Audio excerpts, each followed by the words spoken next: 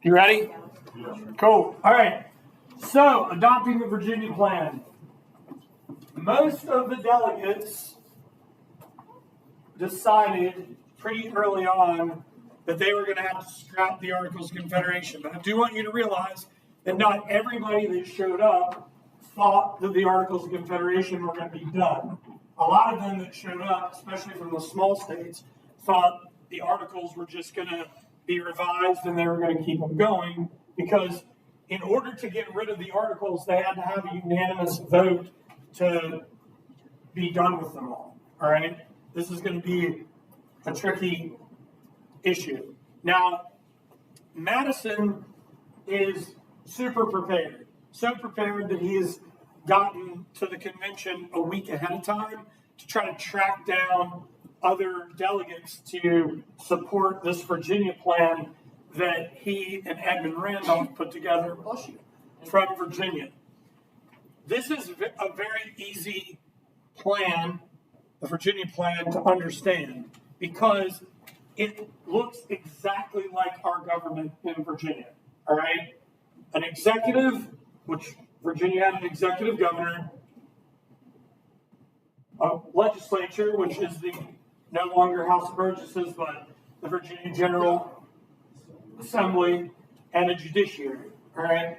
And all three branches would have co-equal branches. They would have different powers in which they could do what? Govern, but also check each other, right? This is the system of checks and balances. This is not a new theory.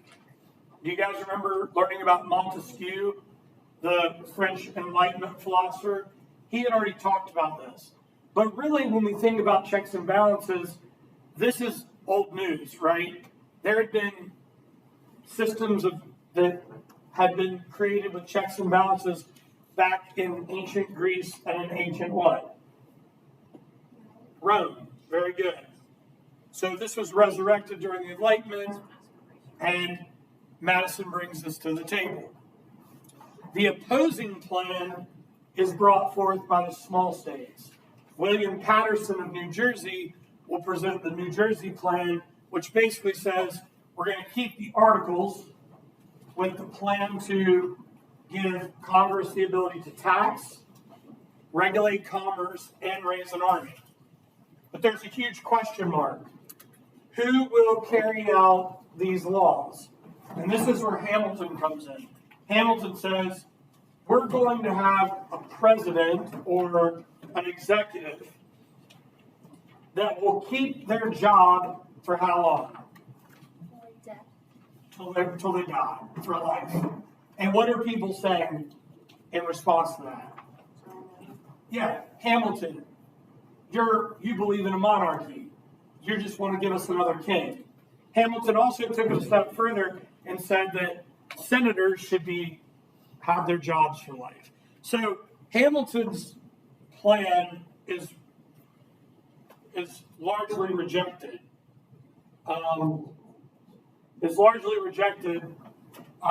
By many members in this convention. What we also need to understand here too, crew, is that Hamilton is going to actually help out Madison and Randolph, because this makes the Virginia plan look more appealing, and it also makes the New Jersey plan look like it's just not going to work out. So kind of early in the convention, they decide we're going to scrap the Articles, we're going to reject the New Jersey plan, we're going to reject Hamilton's plan, and we're going to go with the Virginia plan. But there's a huge problem here. And I'm going to kind of refer to you guys like I did last class, where like this row is Rhode Island, you guys are Connecticut, and the rest of you are Virginia.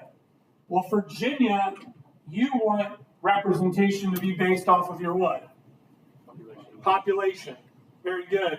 But you guys over here, you want equal representation because you can't help your geographic and like population limitations.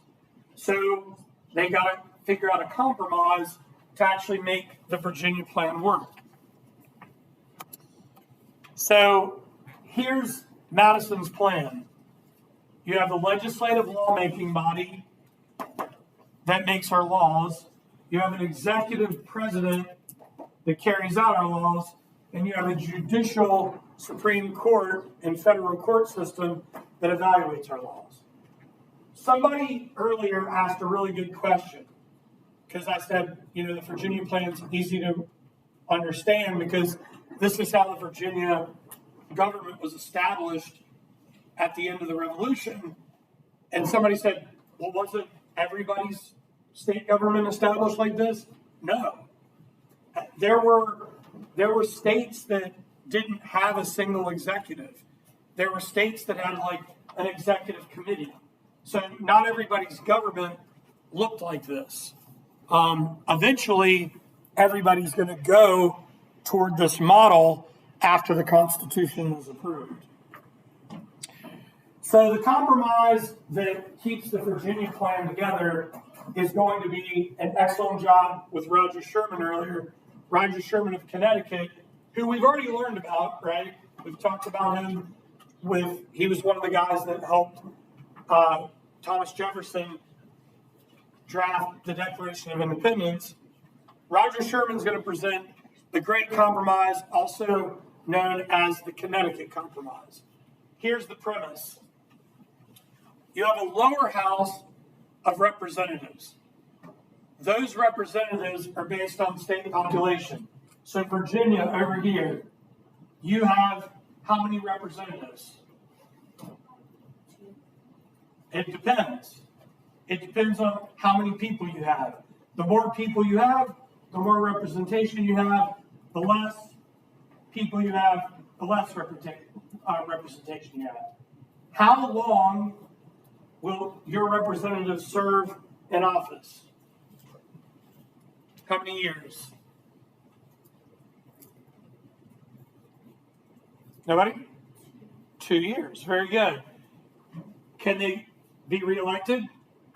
Yes, they can. They can continue to be reelected. All right? Same for you, Connecticut. Same for you, Rhode Island. All right? Also, to make it more equal, not all of your representatives, Virginia, Connecticut, Rhode Island, will be elected in the same cycle. We now call these midterms. They're called midterm elections. Some congressmen are reelected on a presidential election year. Some are reelected in the middle of a presidential term. All right?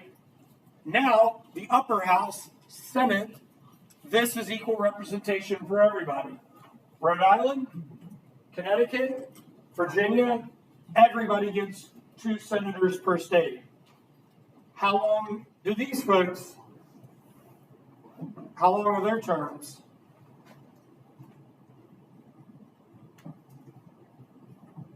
More than 2, more than 4, 6. Very good.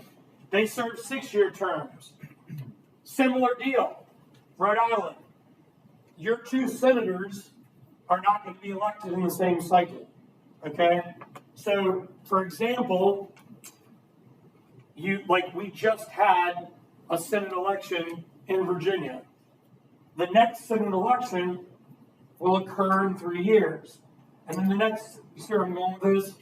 The Senate elections are rotated. Same as the House elections, they're rotated. These are all parts of the checks and balances. The next part relates to the president, the Electoral College. There's nothing but debate about this. Some people believe that the Electoral College is out of date and should be tossed out. Some people are totally happy with it. All right? The Electoral College was put into play as yet another check and balance. The main reason it was put into play is the founders did not trust the people. And they were worried that if it all came down to a popular vote, that the mob or the rabble would have all these little rebellions, and it would eventually lead to civil war, and everything would fall apart. So what they were leaving it up to was the states to develop, basically, they could choose their electors to elect the president. So Virginia, what are your number of electors based off of? Your population. You're going to have more electors than Connecticut and Rhode Island, right? Now, in the first 5-6 election cycles in the early new nation, the Electoral College will reign supreme. But over time, as our population grows, the popular vote becomes more important. And also, in the early days, only a quarter of the population in the U.S. was literate. But as time moves forward, thanks to what we're doing here, right, public education, more people become educated, and the popular vote matters more. Now, what's naturally happened over time is that the Electoral College typically votes with the populace, right? But not always, most of the time, but not always, does a president win an election that carries the popular vote. Has this happened in your lifetime? Yeah, 2016, right? In 2016, Hillary Clinton won the popular vote, but Donald Trump won the Electoral College. It's happened twice in my lifetime. It happened in 2000. All right? This has happened it's happened 5 times. And it may happen again. But think of all of the elections over time. The Electoral College and the popular vote typically line up. All right? Does that make sense? Okay, cool. The most horrible compromise here is the 3/5. There are forces in this convention that want to abolish slavery.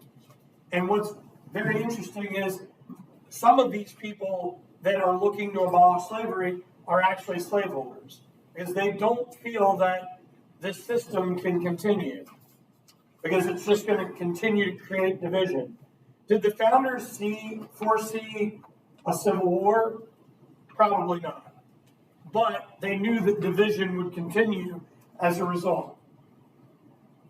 Most of the Southern representatives wanted slave population to count toward their representatives in the House.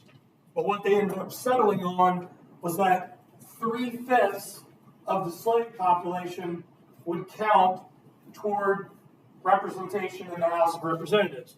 We have a big problem here, right? Can slaves vote? No. Can they run for office? No. This is one of the early seeds of the American Civil War. Say the Civil War had nothing to do with slavery is just not accurate. They also put another sort of addendum into this, saying that states have the ability to cut off the importation of slaves after 1807. But a lot of states, by the end of the 1600s, or 1700s, moving into the 1800s, start to abolish slavery in the North. Again, division, all right? There's a couple of really powerful quotes related to this. One of these quotes goes like this: "The issue of slavery was like a serpent lying under the table at the Constitutional Convention." Another really great quote came from Jefferson, who was a slaveholder, who said, "The issue of slavery was like having a wolf by the ears. You could not hang on, nor could you let go. Either way, you were going to be bitten. And those jaws are going to be the American Civil War." So that's the direction we're heading in here. Questions up to this point? Is this all making sense? Okay. This is a cartoon from a 6th grade, and I think it's great. It really nails the controversy over the Virginian Virginia plan and the New Jersey plan. It shows Virginia and New Jersey duking it out over representation. Virginia wants to be based off state population. New Jersey wants equal representation. And in the end, the Great Compromise makes both of these things happen. And that is why, to this day, we have a bicameral two-house legislature. Not all of the founders were happy by the middle of this convention. In fact, by the end of it, only 42 of 55 stuck around. Some of them just left. Like, for example, only one representative from New York stuck it out for the whole thing. And who was that? Anybody want to take a wild guess? What one New York representative stuck it out from start to finish for this convention? Hamilton. Because he's like focused on the debt crisis, and he's pushing the idea for a treasury and a national banking system and the assumption of state debts. But a lot of people were leery of that because that system looked identical to Britain's. And that's going to be the system that we'll adopt. That's a story for a different day. We'll talk more about that. Almost universally, though, the delegates supported the system of checks and balances.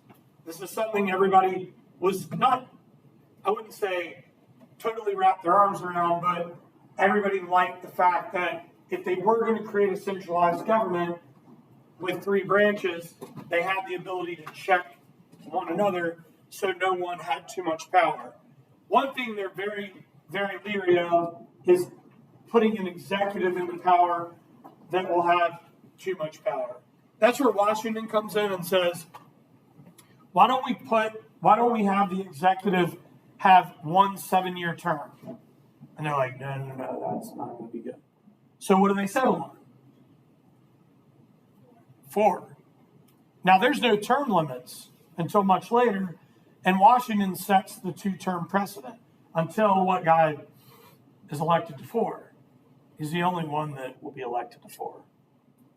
Does anybody know what president was elected to more than 2 terms? I feel like you guys know. Somebody out there. FDR, very good. Franklin D. Roosevelt. We'll talk more about that as we move forward.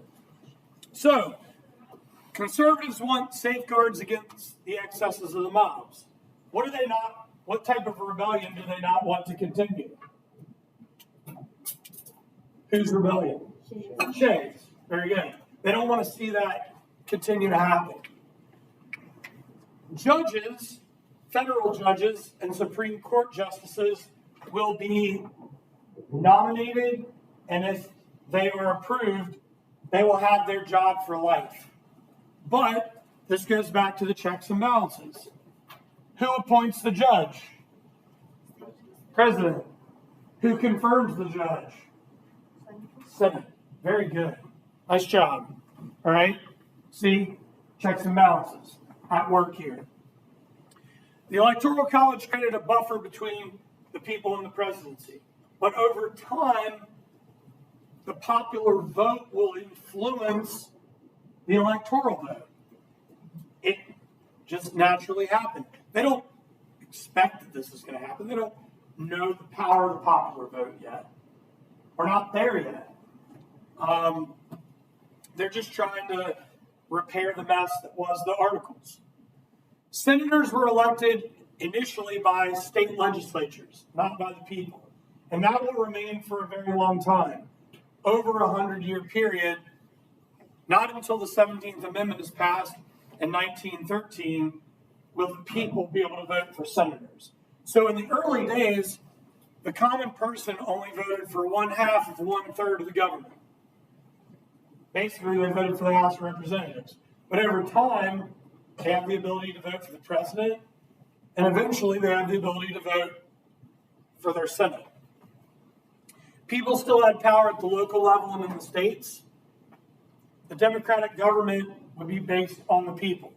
So as I previously mentioned, When this convention comes to an end in September, 42 of the 55 are still there.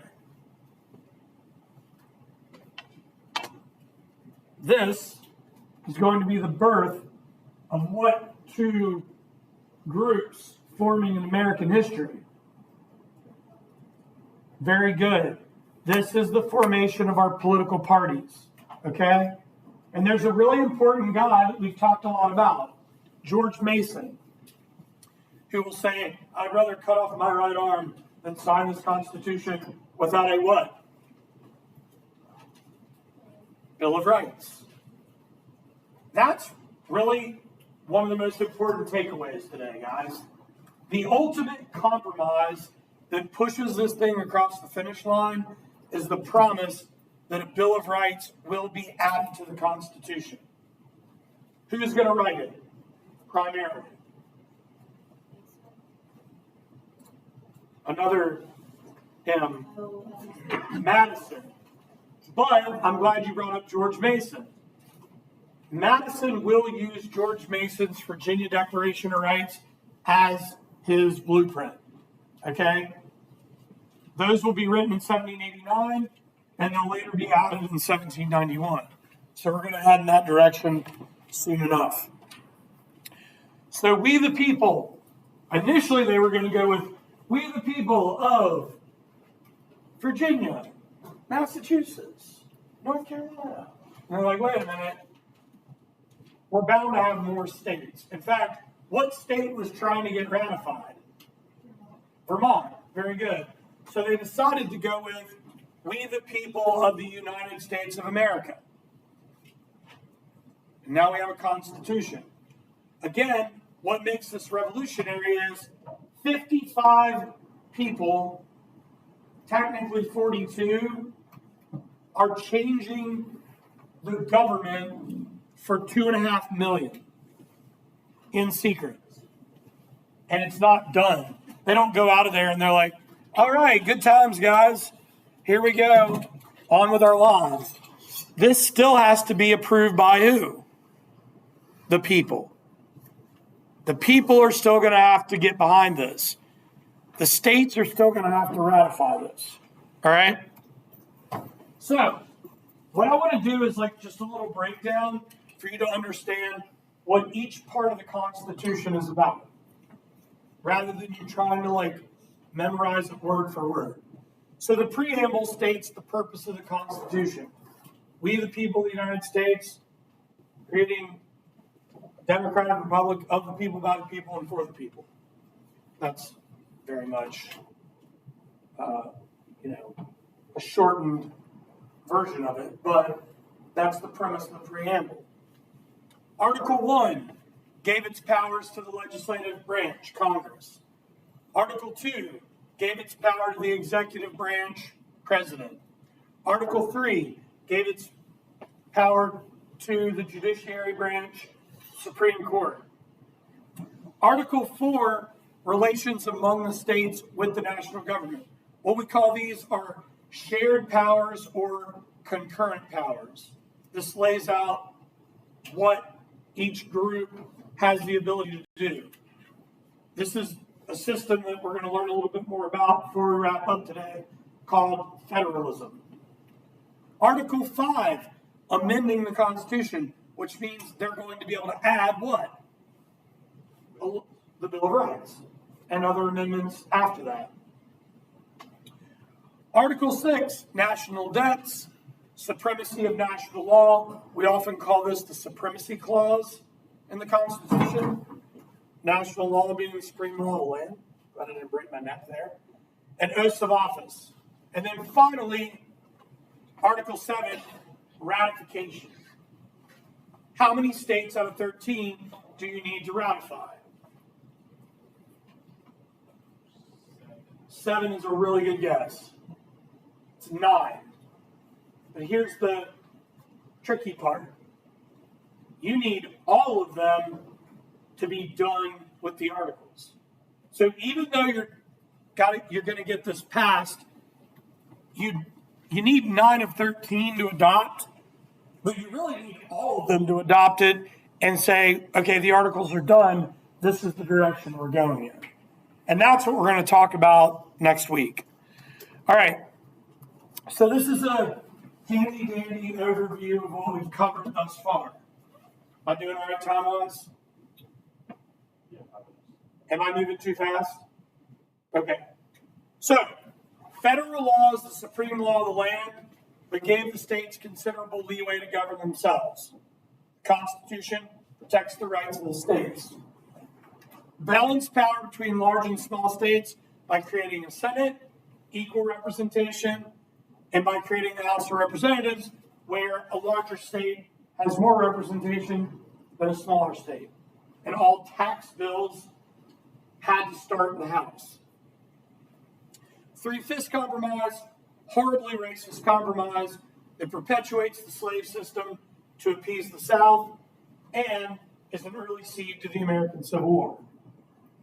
A system of checks and balances avoided a too powerful central government by creating three co-equal branches: legislative Congress, executive president, judicial Supreme Court, created through the Virginia Plan. Limited the powers of the federal government to those identified in the Constitution. Established as a government that shared power between the national and state governments. This is referred to as federalism, which is where we're going to wrap up today. Provides a system of orderly change through amendments to the Constitution. That's Article 5, the ability to amend, which will lead to the Bill of Rights. The ratification of the Constitution did not end debate on governmental power or how to create a more perfect union. For example, to this day, economic, regional, social, ideological, religious, political tensions still keep this conversation going. Give me an example of an economic battle. Inflation. Very good. Is this the first time we've battled inflation? Absolutely not. Give me an example of a social issue. Reproductive rights? That's not new. That's been around a long time. Okay? So these are not new issues. And these are things we're going to be talking about over the course of the entire year. This is where we stop today. Federalism. The system the Constitution creates was federalism, shared power between the national government and the states. This is a really important takeaway right here. Under the Constitution, the federal government has the broad power to tax, regulate trade, control the currency, raise an army, and declare war. These had been many of the problems under what? The Articles. This is what they're trying to do. They're trying to fix it. They don't know if it's going to work, but this is an attempt. Under the Constitution, the state governments have the power to pass and enforce laws, regulate trade within their borders, and to establish local governments, schools, and other institutions. We are a living, breathing example of that right now. You are in a public school. Do you feel like you're getting a good education? I hope so. Is all of our education policy perfect? Absolutely not. Okay? Give me an example of something that we all have disdain for in the education in the state. It's an acronym. SOL. Right? This is a battle we continue to fight. Both the national and state governments have the power to tax and build roads. Does every state have to levy an income tax on their people? No. Does anybody know a state that doesn't do that? Oh, I don't know. I was thinking about Florida. They don't have an income tax. We do. I can't remember the last time I got a refund. I'll look at New York. That's a good question. Why is building roads an important part of the early new nation? Yeah, they've got to interconnect the states to be able to move not only goods, but people, right? What's really interesting, too, is how the federal government has been able to use funding to leverage states to pass laws by withholding federal funding for roads and transportation. We'll actually talk a little bit more about that as we move forward. So, that's all I've got. How did I do over there? That's awesome. All right, good deal. So, that's all I've got. Do you guys have any questions? Is everybody good? Okay. So, let me